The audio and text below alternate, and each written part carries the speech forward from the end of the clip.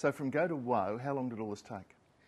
Probably about, I think it was around about 14 months from signing a contract to the date the tenants were moving in.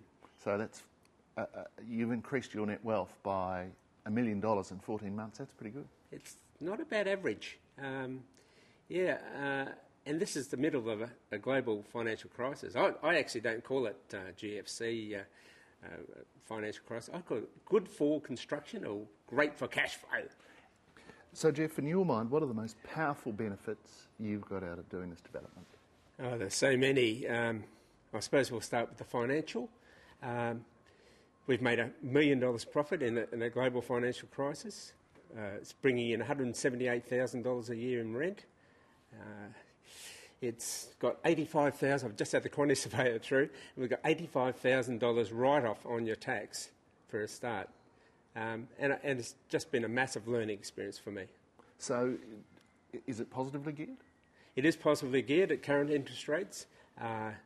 So, yes. And that depreciation is going to ensure that it there's remains. $85,000 worth of depreciation, and that massively reduces your tax. So let's go right back to the concept from when you started. You were driving down the street, you saw a block of land? Not quite. Justin Eslick, he is a buyer's agent and a town planner. He actually found it for someone else, and he presented. They had it under contract. This guy, he spent a week working out, trying to make it work, and couldn't make it work. He was trying to do upmarket townhouses. And I said to David, look, if you don't go through with this, I'm going to buy it. Well, David couldn't make it work. I did a backup contract, and I bought it, and here we are today. How big is the lot? It's some people are very surprised about this. It's 688 square metres, and when I say I've got 10 one-bedders on here, bringing in fantastic rents, they can't believe it. But that's a tribute to the design and my town planner. So you talked about rent. What's the weekly rent for each apartment? It's roughly between $320 and $350 a week for a 40 square metre one-bedder. I do have big balconies. At one point you were looking at furnishing. Yes, I actually went out and bought some furniture. I was going to have a display unit, and by the time I got the furniture in, well, the furniture hadn't arrived, 6 of 10 were rented, unfurnished, at the furnished rental price. So I took the furniture out, and they're now all unfurnished. So given that we are supposed to be in the midst of the global financial crisis, how did you manage to do this? Well, it's a bit stunning, really. When you look back and you think the worst crisis for 60 years, all these building companies have fallen over, the share market's crashed, and we've made $1 million worth of equity gain and massive cash flow. But I think it's a tribute to my team, having the right network, the right builder, the right designer, right town planner, and buying the right block to start with. How much did you pay for the block? I think it was $532,000. There was a house that was divided into 2 flats on here at the time. We've actually worked a few little twists here. That house is now on another block and creating more rent. So we took it off and put it on a different block. And what was the build cost? The build cost was around about 2.1, thereabouts, 2.1 million.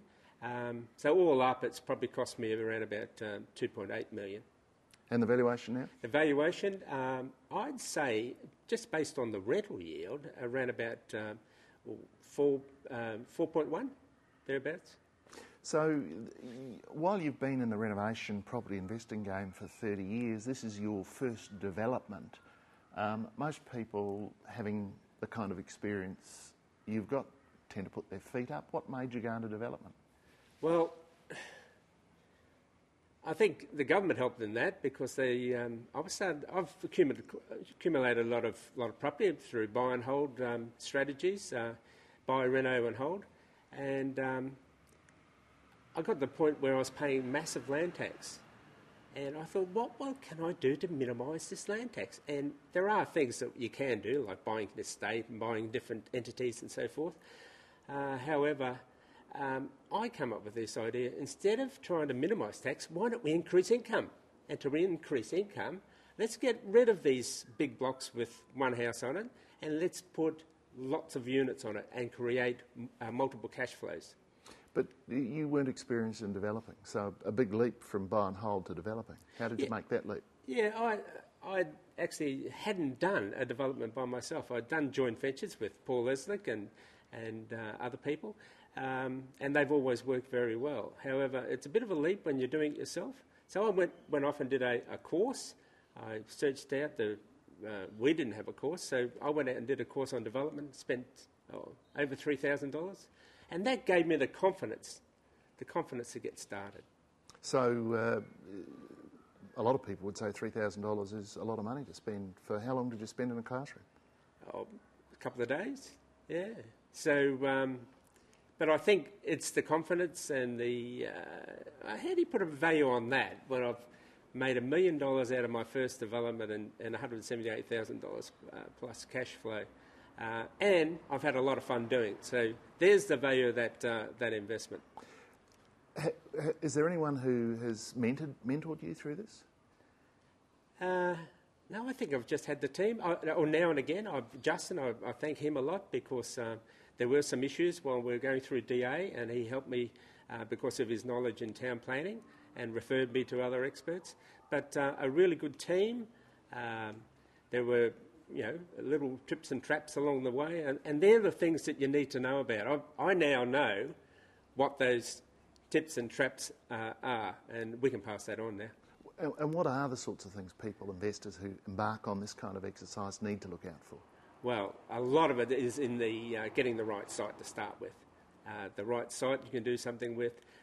I've got development sites. I thought they were development sites, and Justin has subsequently had a look below the ground, and it's riddled with pipes. I could walk you through that one. But so that's never a development site. So the right site to start with, then buy at the right price, don't pay too much. So there's a negotiation strategy. Then get your town planner in, your experts, your hydraulic experts, your surveyors, your designers, and it's all about having the team and putting the appropriate product on the property. Like the 3 upmarket townhouses were never going to work here. 10 one-bedders, it's a success. So education, from your point of view, is the key to doing this? Education and action.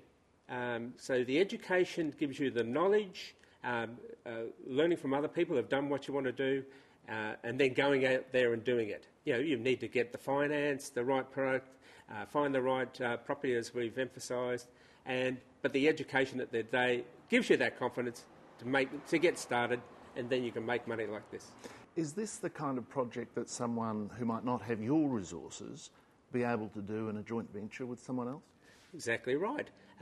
This, I suppose, 2.1 mil, that would be 3 people could probably do that together, maybe 4, or 2 really cashed up people could do this.